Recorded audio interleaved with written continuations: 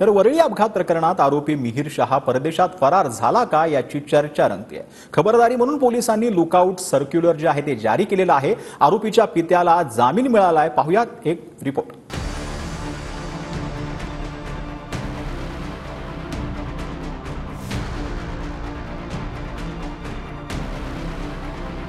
Worli hit and run प्रकरणातला आरोपी मिहिर शहा अजूनही मुंबई पोलिसांच्या हाती लागलेला नाही।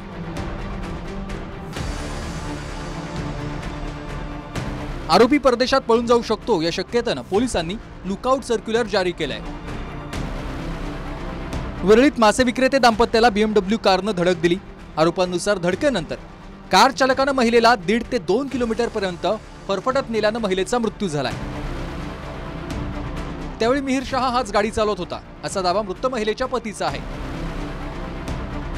शिवाय आरोपी मिहिर शहा हा शिंदे गटाचा उपनेता राजेश शहाचा मुलगा असल्याने कारवाई होईल का याबाबत शंकाही वर्तवल्या जात आहे। अपघाताआधी आरोपी मिहिर शहाने दारू प्यायली होती। अपघातावेळी गाडीत मिहिर शहा आणि त्याचा ड्रायव्हर होता। मात्र पोलिसांनी ड्रायव्हरला तर अटक केली, पण दुसरा आरोपी मिहिर शहा अद्यापही फरार आहे। जर गाडी मिहिर शहा चालवत नव्हता तर तो फरार का झाला? गाडी ड्रायव्हरकडेच होती तर ड्रायव्हर फरार का नाही झाला? अपघातावेळी गाडी कोण चालवत होतं याबद्दल ड्रायव्हरने काय जबाब दिला यावर मुंबई पोलीस मौन का आहेत?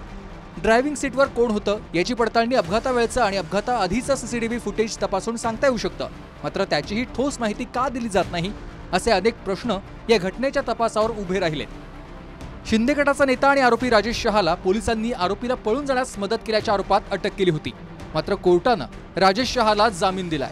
पालघर विभागात राजेश शहाचं मोठं प्रस्थ मानलं जातं। पालघर लोकसभा निवडणुकीत राजेश शहा मोठ्या प्रमाणात सक्रिय होता। त्यामुळेच तपासाच्या आड राजकीय हितसंबंध येणार नाहीत अशी आशा पीडित कुटुंबियांना आहे। Bureau report TV9 Marathi.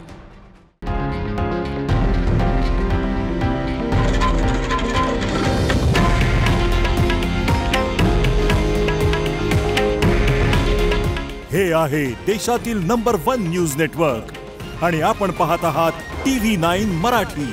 काळजी तुमची, हित महाराष्ट्राचं।